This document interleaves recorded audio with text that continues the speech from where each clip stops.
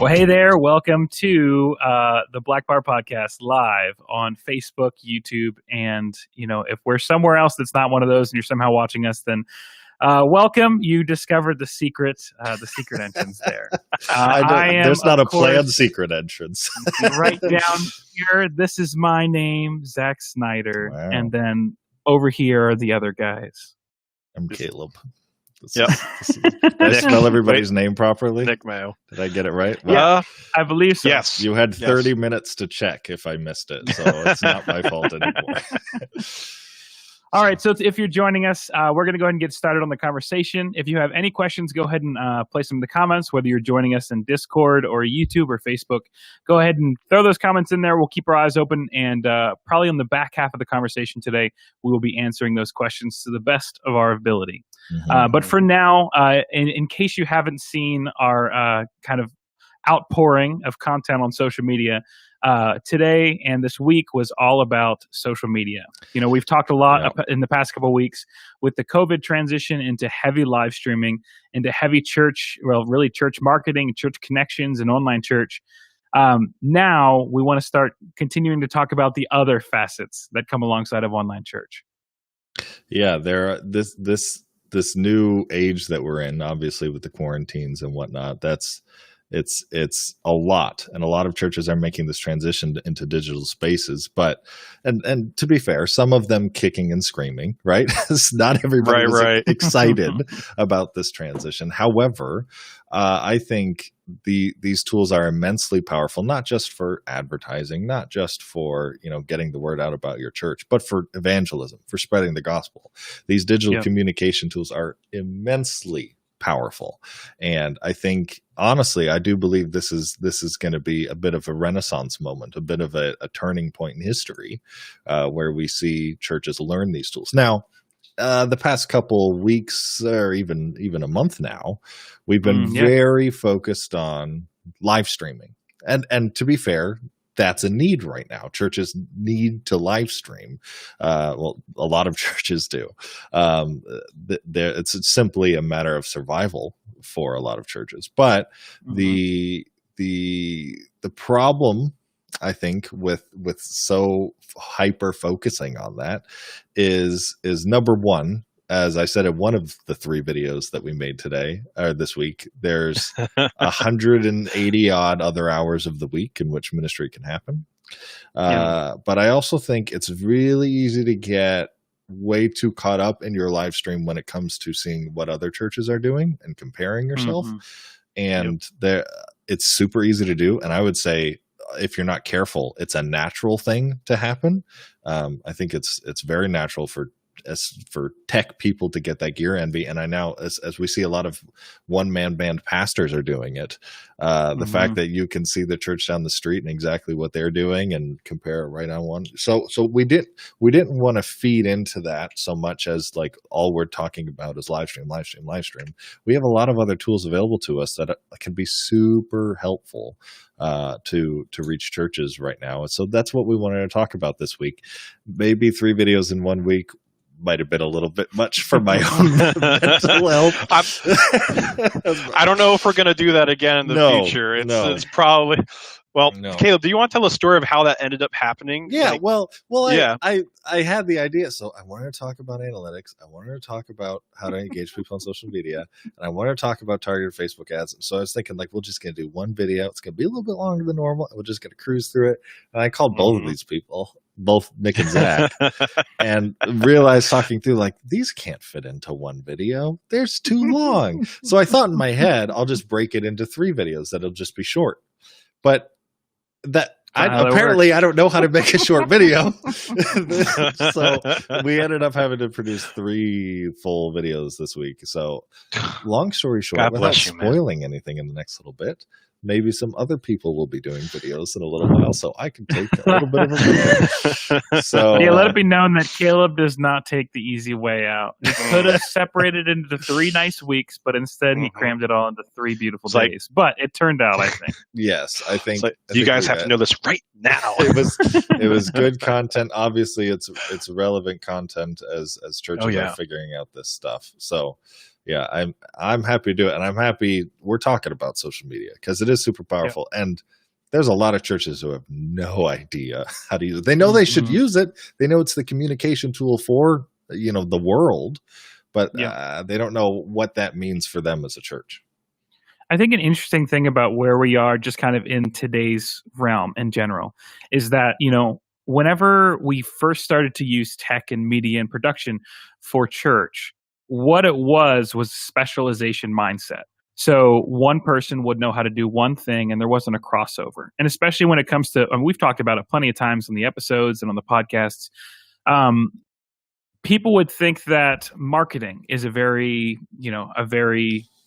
non-church term. And, or even using video production or graphic design, all these things, non-church concepts. But now it's so important, as most of you, I'm sure, realize, we have to learn how to be a jack of all trades in a way. We have to learn how to adapt and how to get again, all the churches have been learning how to get on live stream, and that's been essential. Like, that's how we have to survive right now. And even whenever this COVID thing goes away, whenever the quarantine lifts, I don't think things are going to be the same, the normal that it once was. I don't think that's possible because this is the future. Now, where it comes into play is, maybe even if you agree with us and if you agree with what I'm saying, that's all well and good, Zach. But how the heck does this social media thing work? Like, if I post a picture of myself or my dog on Facebook, shouldn't that be enough? Well, not quite. Right. So your dog is adorable, though. He is. He's very cute. He's very cute. I think. One thing that is going to be worth talking about is the big scary word of engagement. Engagement is the secret sauce to success on social media. That's an alliteration that I wasn't planning, but I also feel like now I need to write a book called The Secret Sauce of Success on Social Media. So engagement is more important than I can explain. So I'll lay it out like this. Let's say you do 4 or 5 posts a week on your social media accounts. One of them is your live stream, right? And you have a killer live stream every week. People are tuning in for that. People are watching it. They're liking, they're commenting on it, they're sharing, and that's great. That's awesome.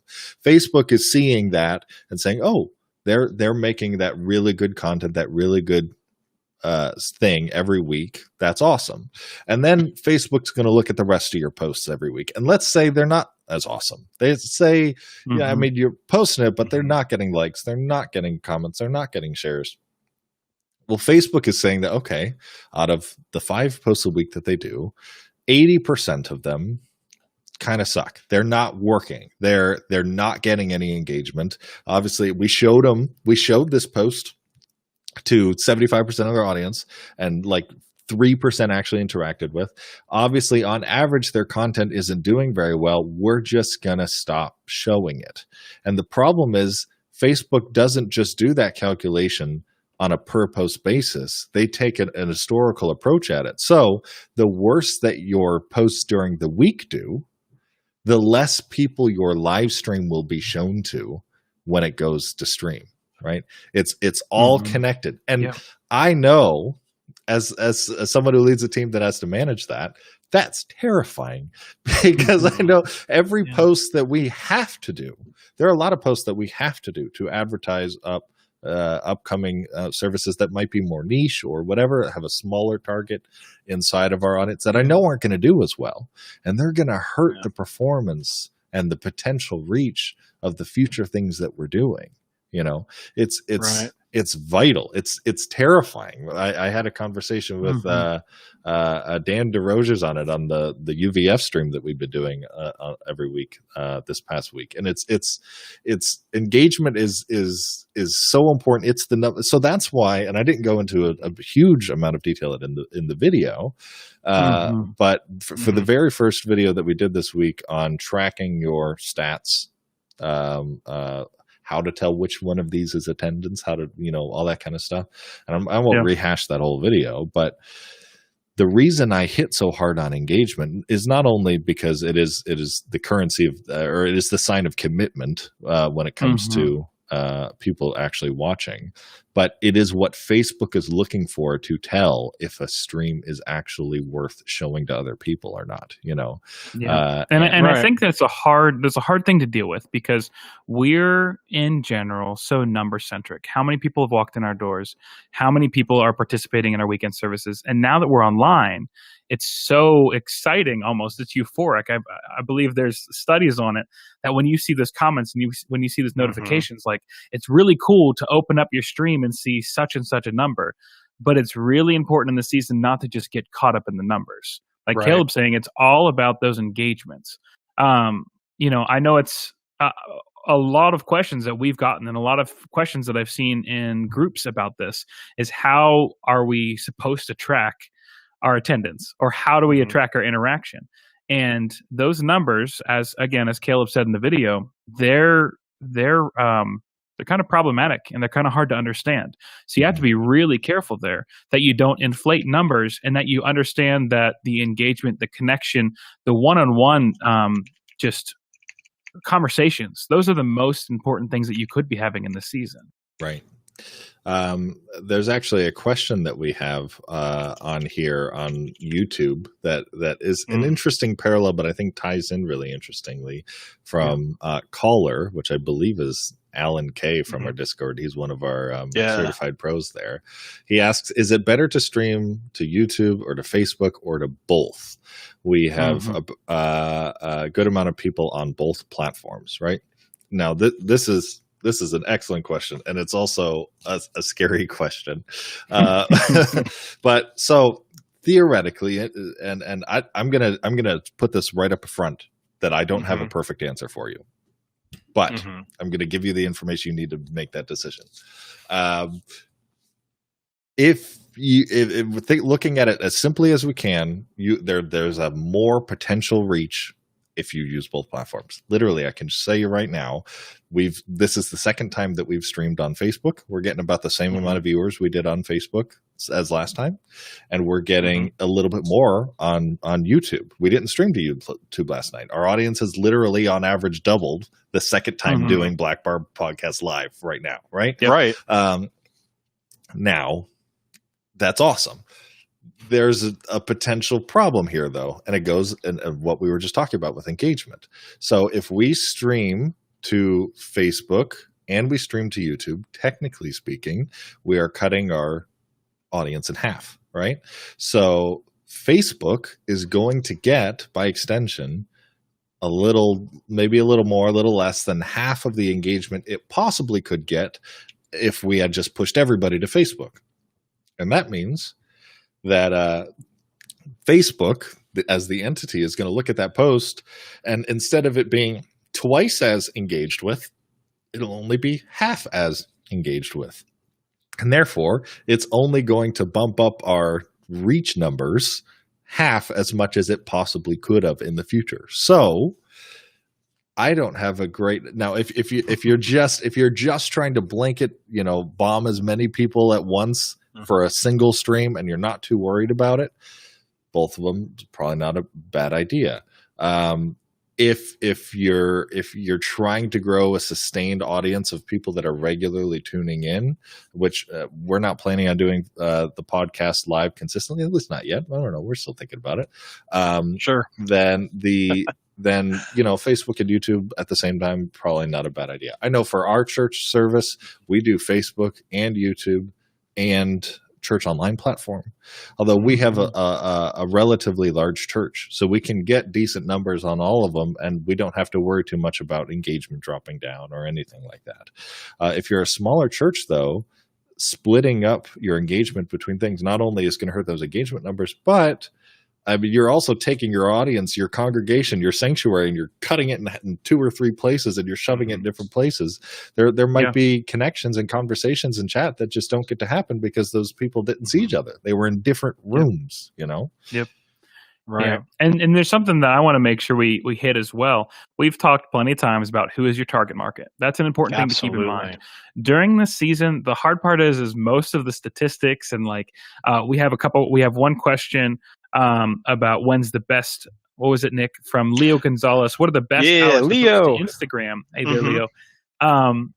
Those statistics and those things that are out there on social media, because of the coronavirus, those are all none of those are reliable. The coronavirus has completely changed up everything. People are home so much now. They're living online. So these numbers have now changed. But what is still valid and important is to pay attention to who your target market is. So Facebook has a target market that's different from Instagram, which has a different target market to TikTok, even a different target market to Twitch or Church Online or livestream.com.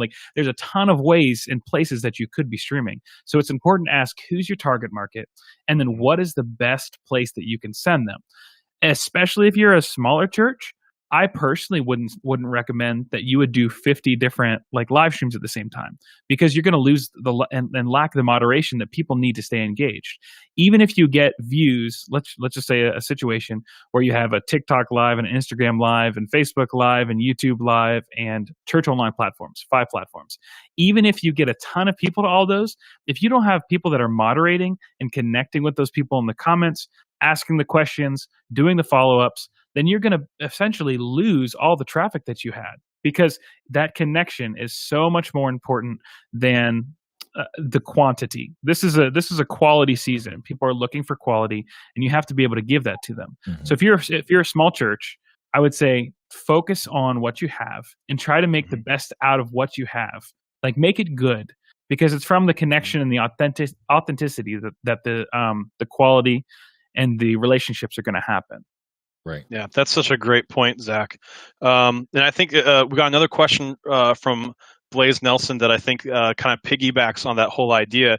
He asks, how important is it to have unique content for each social media platform? I assume that you don't want the same content pushed to all platforms. So if you do choose to pick both Facebook and YouTube, like we are today, do we necessarily want to send the same content? So, and I don't think he means like live content like we are doing, perhaps like posts. Those posts. Again, it's a who is your audience sort of thing. So I know for us, when we think about at my church, when we're posting on Facebook and on Instagram, when we think of our audience, so I am, and I've built into our team, when my team thinks of audience, we think of a single person. Right? Mm-hmm. We narrowed it down to, okay, who is our person for Facebook? Who is our person for Instagram? Because I do think you can get it down to that. If you don't think you can get it down to that, go watch the first video again, because there's that's very important. Yeah, Nick, you can link it in there. But I'm going to go find the video and put it in the comments here. For our Facebook, just being entirely honest, our Facebook, the majority of them are 30 to 40-year-old women. That's who's on our Facebook, and I don't think that's uncommon for church social media pages. For Instagram, again, it's women, but it's younger now. It's the 20s to maybe mid-30s area, and those two groups need different stuff. They're looking for different things, right? Those are two different demographics, two different, even as simple as it is, two different senses of humor are going on there. Mm-hmm. The amount and the expectations for how much we should use emojis is different on Facebook and Instagram. It's silly to think like that, but I think one general safe rule that I have, for myself is, and I would say just in general, I don't think you should be managing a social media platform that you don't use personally. I think you need to understand the culture of that page. I just think of it's kind of the most extreme example, but like the 60-year-old church secretary who was just told that their church needs to get on TikTok, right? And all she's doing is just posting their video announcements to TikTok. Honestly, I would love to see that. It'd probably be incredible, right? That's like the Russian woman on YouTube who found a green screen. It's the older grandma. Oh yeah, beautiful content. And if you can pull that off and go viral that way, then more power to you. Right. But I think you need to there's a lot of factors that come into play. I know there are some times where we post something on Facebook and Instagram. There's sometimes where we separate the content.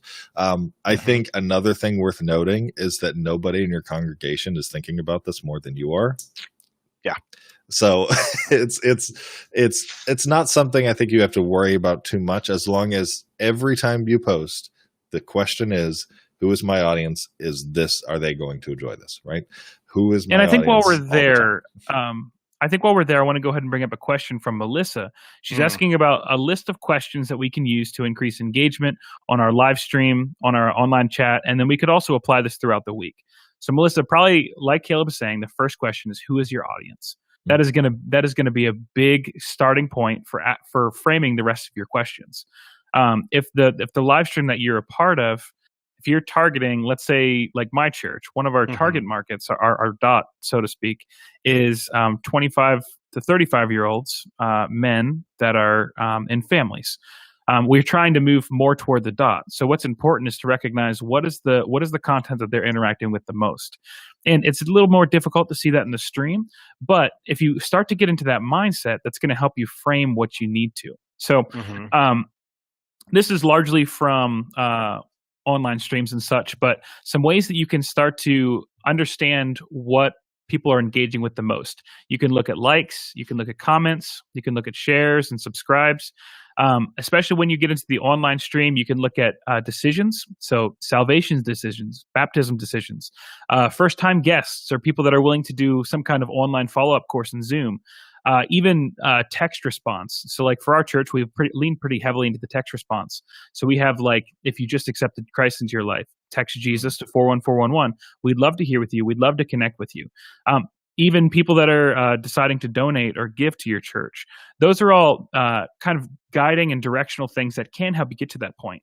I'm going to go ahead and share a quote from Carrie Newhoff. One of the best things that you can do in online ministry is to encourage your viewers to become engagers. Viewers watch, engagers participate.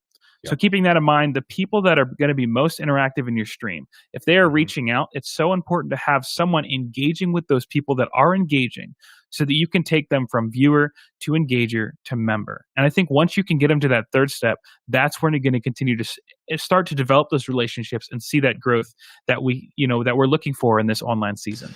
I would say in regards to that, especially when we talk about live stream, I know we've encouraged in the videos past having of people, hosts in there, whether that be pastors or volunteers or whatever, starting the conversation, engaging, saying hello to people, praying with people, whatever. I know we've got a dozen people on our team at our church that are there every Sunday watching that chat and talking to people. I would say, I know this is going to come off kind of harsh, but when you think about fundamentally the difference between live content and just posted content, videos that even like the Blackbar videos, right? The difference is the community, the people watching it. If you don't have hosts live or pastors live talking with people and encouraging that conversation live, don't go live. Don't even fake that it's live. Just post the video. Absolutely. This is the point. That engagement, this conversation, the comments that we're seeing right now, that's why we're doing this live. If you're not going to be encouraging that conversation, it's not even worth your time. Just pre-record the video and post it whenever you have the time.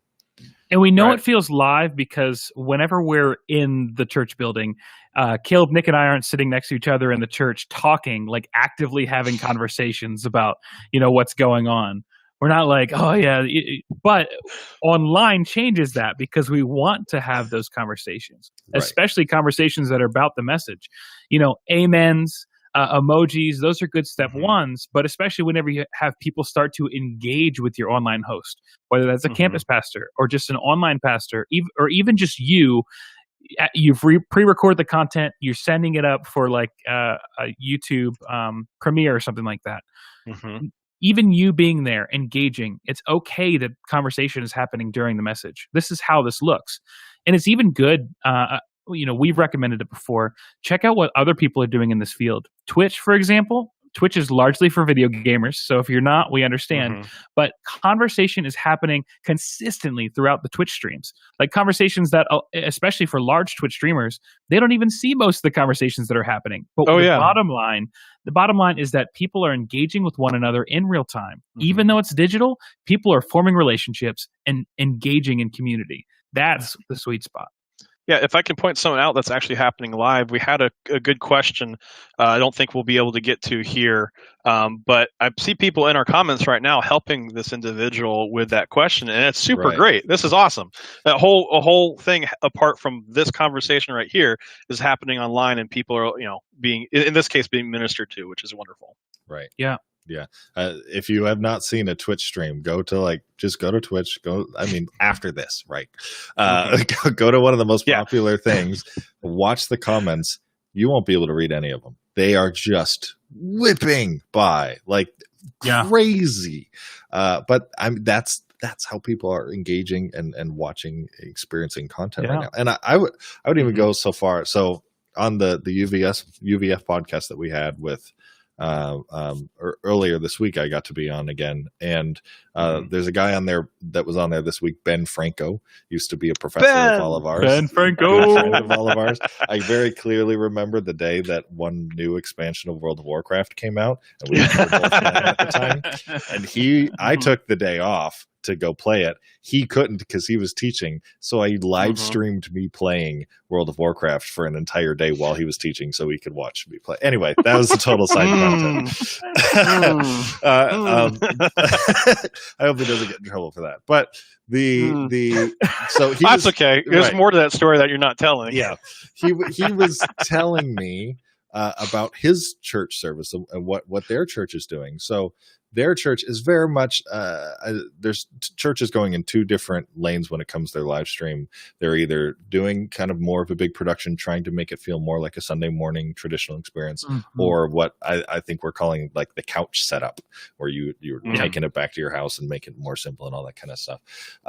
They're doing the extreme version of that, where they sit down and the pastor is greeting and talking with people and engaging with the chat from like talking. He's not responding in the chat. He's talking in the chat and having that conversation. And to me, that looks a lot more like a traditional, like a Twitch stream or anything like that. And I'm going to go right now saying in public, I'm going to put money on the fact that in 10 years, church is going to look a lot more like that than it does right now. I think we are going to move towards that digital online engagement conversation back and forth, because just look at the way that everybody else outside of the church world, people get out of this bubble. Look at the rest of the world and how they're engaging, how they're having this conversation. That's how they do it, right? This is a new frontier that churches haven't tapped in yet, and I'm super. I know we don't want this to be a live stream episode, right? But right. I was so excited when he was telling me about that. Obviously, it's going to take a long time, and there's a lot of golden cows that have to die before we can get to something like that. But I'm just super pumped because, to me, that's exciting. That's how I talk. That's how I converse with people. And I would love to be able to see church done in that sort of format.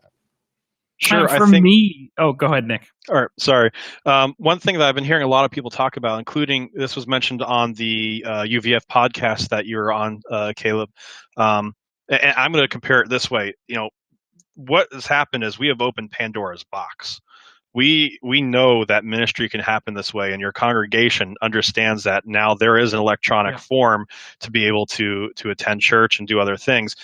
You know, if you're familiar with the story of Pandora's box, there was no way to get everything back in there, you know. But you know, when Pandora opens her box, it lets out all these terrible things, but there's also some good in that box too. And I think our job is to be able to understand these different ways to connect with people and be able to understand how to grab that good thing from this massive chaos of now everything's online, right? Yeah. So, but let's find that good thing and then, you know, really latch onto it. Yeah. And of course, that comes from a mindset and understanding that, like, one, I don't think things are going to go back to the normal the way that they, right?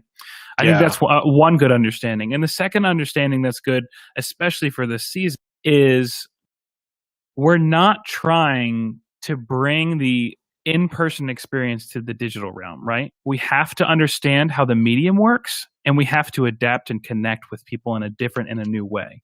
And that, a lot of times, is not going to look like the live experience. Like, we can't hug people physically with a digital experience. That's just the way that it is.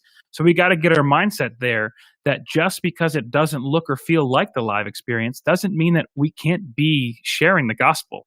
My pastor, he shared with, during service this weekend, he called out the tech team. And of course, we were all awkward and hiding behind walls. But even still, he was saying that right now, and I'll say this for those that are listening, is that we are digital missionaries. Like, at least for us, there are people all around the world that are being reached that wouldn't be able to if we were solely in a church building, right? I know this past weekend, we reached people in Canada, we reached people in Brazil. We are in the middle, we are in the east, at least myself, of the United States. Nowhere near those places. There's no way we could have reached those people without embracing the digital technology. If I can quick give a shout out too, even on our own live stream here, we got a couple people, Christian Monk from Denmark and Matt Day from the UK tuning in too. Guys. So Blackbar is an international thing. Moving, but that wouldn't be possible without this. Digital stuff. It wouldn't happen. Right. Moving back to social media a little bit, we got a question from one Mr. Bryce Johnson. Hi, Bryce. Bryce. Hey, Bryce. Hey, Bryce. Asking what modes of content are engaging outside of normal teaching or sermons. I have seen short form interviews doing well on Instagram. What else is working? Target market specifically being 16 to 20-year-olds. That's great. Look at that. He's thinking about his market. That's very cool. That might have something to do with specifically he works at a university, so he has to target that market. But I would say even though that you do work in a university, everybody on this stream, I sold the crap out of it in the video, and I'm going to continue doing it because it's worth selling. Rethink Communication by Phil Bodle. Yeah. I am not I'm not a reading man. I do not read. Read this book. So I bring that up because, I talked about in the video, as he separates out content into engaging posts, encouraging posts, and then informing posts. And he has a big list of potential engaging posts that he talks about, just a couple of ideas. And I actually wrote a handful of them down in my notes, and I can actually bring them up because my book is still locked away. Awesome. At this while he's pulling that up, we are not currently selling or being advertisers. We could indeed be the ones. If you're watching us, hey Phil. Yeah. So he talks about a couple different options. One in here is stories or life change, which is, literally just what you said. That does work. People love testimonies. People love that sort of story. Mike Fusaro also mentioned that in the comments. Just to throw it out there. Testimonies. Testimonies always kill. You don't even need to get all fancy with it. Have them record it on their phone, selfie style, and people will eat that stuff up. Also, I remember one of the things that he talked about, specifically prayer requests, where you ask, how can we pray for you? Or I believe what his church does is they're every week, I think their pastors all get together to do businessy stuff or whatever, but right before they do a prayer request thing where anybody can comment and ask for prayer, and then the pastors will actually go through all the comments and pray for them. Don't just ask how can we pray for you and don't pray for them. That's garbage. But I think let them know that you are praying for them and how you're going to be praying for them. I think that makes it feel more genuine and honest. He also talks about behind the scenes stuff. People love behind the scenes stuff. We do stuff with our worship practice stuff going on. Occasionally we do stuff with our tech team. It's just, people love seeing along that lines, highlighting a specific volunteer who's just killing it, knocking it out of the park. Take a picture of them doing what they do. Celebrate your people. Yeah, people love that stuff. Not even just to sell, people becoming volunteer. People love celebrating people. Asking questions of your congregation, especially if you can tie them into the teaching or something else. You're going, no, don't get so cheesy with it. Don't say, like, what did you think about point 2 of your pastor's sermon, right? Try to make it intentional. And I also don't go too broad. Like, what is your favorite flip flops to wear during the summer? And it's middle of winter. Nobody cares. Right? Don't do that either. Here's how I think of it.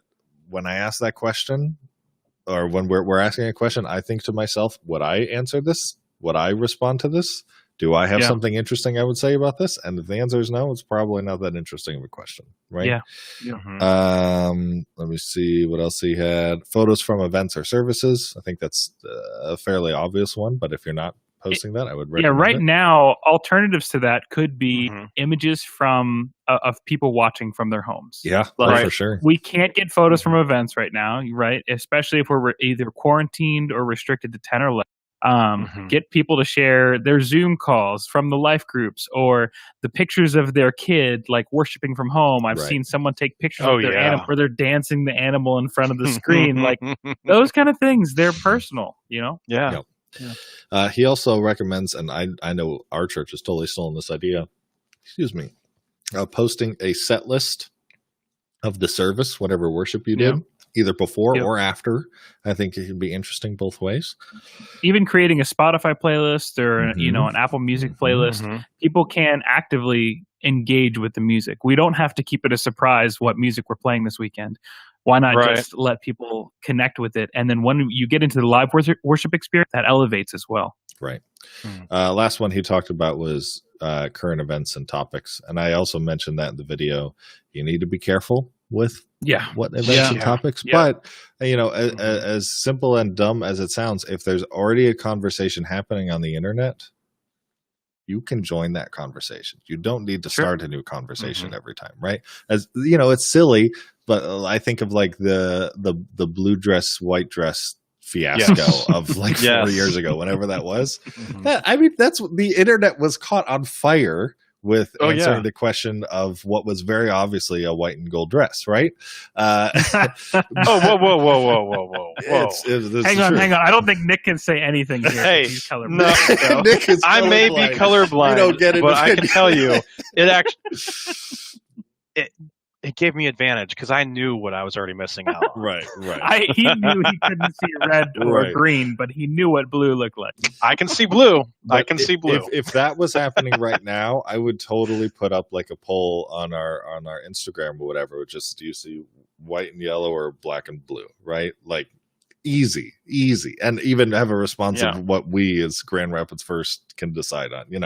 You can absolutely. To me, that's the easiest way to appear relevant to your congregation, because it shows that you are people seeing the same stuff they are, living in the same world they are, and participating in the conversation outside of a Sunday morning experience. So that's just a couple ideas of engaging posts that you can be doing as you go. Yeah, and probably a good segue, something that's important to say is also what mediums are you on? We talked before about some of the target demographics that are on some certain social media. Facebook is stereotypically, middle-aged to older. Instagram is stereotypically millennial, young adult. And then you get into TikTok, and that's very much a younger audience. Alex Lyons asked Instagram versus TikTok Live.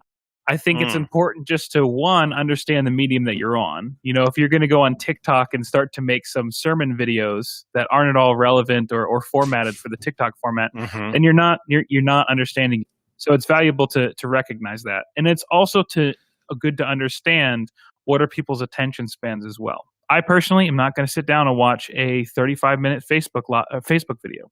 It's just not something I'm going to. Now, like, maybe a 10-minute video, maybe a 15-minute video. Instagram, I honestly don't. I very rarely watch Instagram TV. I'll watch a couple memes. They have minute-long videos on Instagram. I'll watch them, but the Instagram TVs, not really. My wife loves TikTok. It's easy, it's bite-sized, it's digestible, and you can watch a million of them in a couple minutes. You can get further in. You could just lose yourself to it. So it's important to understand those mediums, and it's also important to understand how the church, how ministry can be really good on those mediums. I've seen a couple church Instagrams that are embracing TikTok. It's good stuff. It's enjoyable content that's not cheesy. It's not this gross thing that is calling me out for what I'm doing, but it is challenging, and it is valuable, and it embraces what makes, for example, TikTok, right? So alongside of recognizing your target audience, understanding what mediums you're going to be on, it's also important to understand why you're there, what the content is that you need to make for that. Right. I think an important thing, we've been asked, I know I've been asked a couple times about what medium should I be on, or what platforms, what are worth your time, how many is too many, all that kind of stuff. I do think there could be such thing for some churches as too many, where you spread your efforts too thin, especially if you don't have too many people on the team. Being able to maintain a constant live feed on Facebook and Twitter and YouTube and Instagram and TikTok and MySpace and Faith Freaks. Just throwing it back. Oh my gosh. Faith Freaks. Holy cow. Yeah. And GodTube. Don't forget about GodTube. Yes, GodTube. Right. Is the stream up? It's suffering a little bit on my end. Does the stream look okay for you guys? Okay, it looks good on YouTube over here. Good. Yeah. Good. I'm gonna pause it so it's because technically I'm streaming from this computer and I don't want to overload my internet with it. But instead of thinking, okay, TikTok is up now. Musically is dead. TikTok is up. Okay, now our church needs to get up on this new platform, this new thing. I'd say before any of that, instead of thinking about these these platforms as checklists, think about, what is your goal of being on TikTok, right? Yeah. Are you trying to reach your youth group? Are you trying to reach other people on TikTok? Is an evangelism tool to you? So you could say the same thing for every single platform. And I think when we think about it less of I need to be on all these different platforms, and which ones can I afford time wise and resources wise and all that kind of thing. Instead, think, okay, I want to be able to reach the youth of America. Where is the youth of America right now? They happen to be on TikTok. Okay, it's time to move on TikTok. They are on Instagram as well to a certain extent, so I would go there. But I would also say, before you start posting anything, I know I've said it already on this podcast, just be on there for a while and just experience, because I promise you, if you go on and you just start posting your announcements on TikTok, you're gonna it's not gonna go well, number one, and you're gonna get some trolls that are gonna blast you out of oblivion. It's just it's trolls just not gonna go well. You gotta watch out for them. You need to understand the culture of that medium, and it's very different. It's the culture of TikTok's very different than any of the ones that have come before it, and Instagram's different than Facebook, and Snapchat is different than all of them, right? So I would just explore that content. I would say, unfortunately, at this point, due to one reason or another, I feel like I'm a TikTok expert, because I can't fall asleep now because of TikTok. It's just stealing. Yeah. Just go and go and go and go. Right. But you need to understand what those platforms are. And I typically not super huge on looking at what other churches are doing for influence, but this might be one of those cases. It's a new frontier. Just see how everybody is exploring this new space. Might not be a bad idea to see what other churches are, how they're using that, and if they're doing it well, and why they're doing it, and that kind of thing. And we won't get into it too much, but behind the scenes, we're kind of developing a little bit of a philosophy about different types of churches, and that there's very much a measurement that we can look at. And I think the biggest thing about it is that it is fluid, and most of us are currently in this mode where essentially we are adapting. We are understanding and recognizing that there are people that are at the top of the list of success and understanding the platforms that we're on. And for a majority of us, we're seeing that and then reacting to it. We're adapting it for our own communities, for our own development. And I think it's important to recognize that is the case. And as Caleb said in the beginning of the stream, it's so important not to get so overwhelmed when we're watching those people, seeing how good they are, that we don't put down our own selves. And I'll go ahead and rehash that again. One of the quotes that sticks with me so much is, comparison is the thief of joy. We have to be careful not to be overloaded by, it's good for us to look at what other people are doing, but don't let that define our identity and our success or measurement of success, because that's when you have problems. Transitioning a little bit into, so we're talking about media. We had a question in two places from Matt Day. He was just asking about recommendations for how to encourage people away from the weekly church email, TM, and towards social media. And should that be encouraged? Caleb, I know that there is a video that you could probably recommend to us that Nick could probably find for us. But Caleb, you want to go ahead and handle it? Well, I would say we should answer the second question before we answer the first question. Right? Should weekly church email transitioning to social media be encouraged? So about a month ago, I think, near the beginning of the whole quarantine thing, I got the opportunity from one Mr. Alex Lyons, who I saw pop in the chat at some point, to help meet with a bunch of Southern Baptist churches, and I think South Carolina. All of them of under 100 people in their congregation, and we were all meeting together, and we were talking about how we can engage with their congregation, all that kind of stuff, specifically with the live stream. And somebody asked a question of, okay, how do we get the older folk to find us on Facebook? They don't have Facebook accounts. How can they actually view it? And they're having difficulty, not understanding the platform, that kind of thing. So my recommendation was going to be, I got cut off. My recommendation was going to be, if you put it on YouTube or Facebook, you can embed that link onto your website and then just give them a link to mychurchwebsite.org/live or church service or whatever, and it'll be easier for them to get to. But there was another person in the chat that talked about a church where the very old church, everybody's much older congregation, and the pastor of that church recorded his sermon into the voicemail of their church's phone and had people call in to listen to the sermon. And my understanding of how voicemail works, that means one person at a time is listening to the sermon, right? And that's hilarious and ingenious, and I love it and hate it at the same time. But I guarantee you that pastor reached more of his congregation than I could have streaming that video to YouTube and embedding it on his website, because that pastor knew his congregation well. Right. If that's what works, then that's what works. And that's what you should be focusing on. I don't think it needs to be a matter of we always need to be pushing towards the whatever the newest, shiniest, brightest thing out there. I mean, how many churches all jumped on the Periscope bandwagon? Our church did. Yeah. No one cares about that platform anymore. So I think if you're talking about internal communication, especially, and you're not as obviously internal communication, we're not as focused on evangelism here. It's more about just getting the word out about events and services and that kind of thing. If email is working, then use email. If that's the best tool, then use that. Now, if there's a big chunk of your audience that's now moved to social media and that's the primary way that they communicate, then we have that. I know at my church, we still have emails that we send out to certain groups, right? Especially some of the older groups, our men's ministry and stuff that typically has as older men, we still have emails that we use for that sort of thing. For our seniors, we mail them newsletters of basically mini quarterly bulletins for all the upcoming events. We've been mailing them, I think, a new update every week since the coronavirus started, because that's how they get information, right?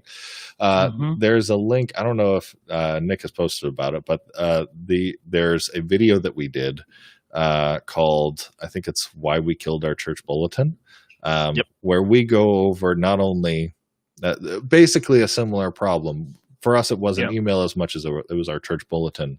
Why we decided to get rid of it, how we actually pitched that to our pastors, and I can tell you right now, this is kind of a tangent. We went from the bulletin to the app. Do you know how clutch that was for right now? If we hadn't my goodness, if we hadn't had that infrastructure ready to go, how useful that app has been to communicating with our congregation, being able to put out targeted push notifications for upcoming ministries and all that kind of stuff. Oh my goodness. I consider that nothing but God's blessing and foresight to put that into motion. I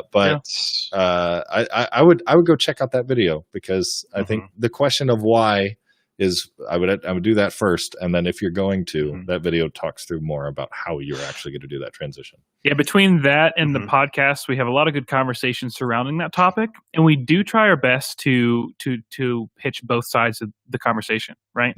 We're not just saying do this, do this, do that. You'll hear us repeatedly what is going to work best for you and your target audience. Right. You already heard that said multiple times this conversation. Understand your audience, do what's best for them, and don't feel like you have to force people one way just because that's where everyone else is going. Right. So we are nearing the end of our conversation. Just a quick shout out. If anyone has any questions on Discord, YouTube, or Facebook, now is the time to go ahead and send them out. We would love to answer your questions. Otherwise, we'll have to just talk back and forth for the next 10 minutes about our days, and nobody wants to hear. I'll put an advertisement in there. If you're not on the Discord, oh yeah, what are you doing? Get on the Discord. I think it was yesterday, the day before, we crossed 800 people on the Discord. Which is amazing. The fact that it's growing. I can tell you, the three of us, not in our wildest dreams would that be growing as fast as it is. And incredibly thankful to the certified pros for helping us maintain the constant barrage of comments and questions coming in there. Can we take a second just to thank those guys? Because seriously, all our certified pros on the Discord. Several of them are in the chat right now. they blow my mind. These guys have such amazing hearts to minister to people and help the church, and I am so stinking thankful for these guys. They're amazing. Yes. Absolutely. Honestly, I mean, not to dwell on the Discord too much, but if you have conversations, like this is a community where people are coming, you're a media person, you're a pastor, you're somewhere in between, maybe you're a volunteer who's burnt out, whatever the case, this is a good place to ask questions. If you would like, there'll be, there's plenty of ways to get on there. It's very easy. And it's just a lot of good conversation. And not to mention, we just came out with some emojis of our face. So if you want emojis of the three of our faces, that is the only place you can go to do so. Right. I also just shared the video that we talked about a second ago. And for anyone who does want to join our Discord, I shared the link on Facebook. You can click on that. I'll bring you to the Blackbar Discord, and you can join us there. Yep. Cool. Wonderful. There were some other questions I saw out there, not so much social media related, that I think do deserve a few answers. For one, Jeff Weidman asks, is it required to have a mustache or a beard to be a part of Blackbar? Yes, it is. Yeah. As a firm, it is written into all of our contracts that we can never shave it off. So I've actually seen there are two types of male church creatives. Either those that are very hairy, beard, mustache, or these clean-shaven, beautiful-faced, like the sun glints off of them as soon as they walk outside, like just these gorgeous people. Not that the beards aren't gorgeous, but I mean, honestly, where do you think we get our good looks, huh? We would look like babes. Forget that other group. Yeah. The second question, Zach, what you got in that you're drinking today? This is my exclusive Force Awakens mug. That is awesome. I had a slushie in it during the Force Awakens, and right now it's just a lot of water. So if you know me, most of my cups are very big. So I think to round off this conversation, I think all three of us should talk.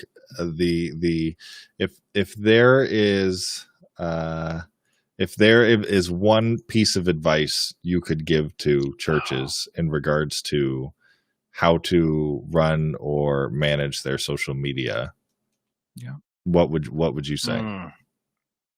Man. I can go first. Yeah, please. But I can start us out. Sure. So I was just watching the stream, and Micah said there's something to be said about looking like Jesus, and that is so true, right? Like if With we a beard? don't, well, of course, looking like Jesus, but beyond the joke, it is so important to recognize that what we get to do is a privilege. It is also so important to recognize that we need to make sure we continue to keep our foundation on Christ, because never before in the history of the world have people had the opportunities and abilities to tell stories, to get out the gospel, to share what we're doing all around the world with different people that we would never think to walk up to and ask them to watch a video on our phone for 15 minutes. Like, it is a privilege to do what we're doing, and we have access to one of the most powerful and creative sources in all of existence, the Holy Spirit, right? So why not embrace the gifts and the abilities to learn what we have, to share and show the love of God with people in a new way that has never been done before. That might intimidate some people, but the fact that we get to come up with even Blackbar, the fact that this has never been done before, that we get to come in and do this, that is mind-blowing, that we have the ability and the potential to create something like, and each and every one of us, God has you where you are for a reason. So make sure you embrace what God has you in.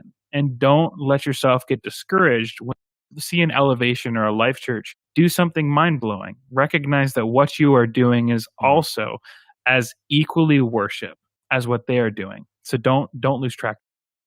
All right. I think I'll piggyback off of that a little bit. Because man, that's a big question, Caleb. And I'm trying to think just one thing. But if I would just say, if there's one thing that I would say, don't compare yourself to other churches and what they do. By all means, observe what they do, learn from them, and decipher what works for your congregation best. But if you're a church of like 50 people in Oklahoma or something, don't try to be Bethel. Bethel is Bethel. You're yourself. You're a unique church, and your audience has a unique language that they speak, and probably a unique social media that they use. So learn what you can from other churches. Get inspiration from places, but don't compare yourself to other people's social media and stuff. That's a good way to get really discouraged. But learn what you can from what other people are doing and see what works for you. All right, Caleb, bring us home, buddy. I'd say to piggyback off of that. What is this? Is it a crossover episode? Do not be afraid to fall on your face and to try new things and to experiment. There is certainly something to be said for looking at what other churches are doing and doing what's tried and true and practicing or whatever. But if you only do what you always did, you're always going to get what you always got. Mm-hmm. Try new things and experiment and be weird and be different. Find out what is it about your church that is special and interesting and exciting, and put that center stage on a spotlight, and what does your community need, right? Try new things, try different things, be weird, innovate. I think that's when I was talking earlier about like what church is going to look like in 10 years, it's not going to be an overnight thing. It's going to be a slow process of innovation over time as people are figuring this stuff out. And we're not going to get there if people aren't trying new things. So don't be afraid to fail. Don't be bummed when, no one is tuning in or no one's clicking or whatever. That just means one more thing that doesn't work. You're a little bit closer to finding that light bulb, so. Yeah.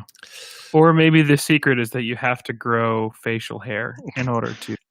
It definitely helps, right? Facial hair. Ladies, if however you want to do the facial hair. Hey, this is 2020. Absolutely. Go for it. Glue it on. Just well, on that note, I'm going to go ahead and land today's stream. Thank you so much, everybody, for joining us on Facebook and YouTube, and also those that are commenting and enjoying in the Discord. We love you very much. Thank you so much for listening to three guys with beard talk for an hour. I hope that it was a good conversation. Keep your eye out every single week on YouTube, and then we share it on Facebook and Instagram, as well as pretty much every podcasting platform. We have new content coming that's more of these conversations, more of these topics. And of course, join the Discord if you have more conversations or questions that you were not able to get answered during the stream. This is not a one-time deal. We are going to go as long as we can and as long as God's got us here. So Thank you guys for joining, and we will see you guys next time. Goodbye. All right, thanks, guys. Bye, everyone. Thank you.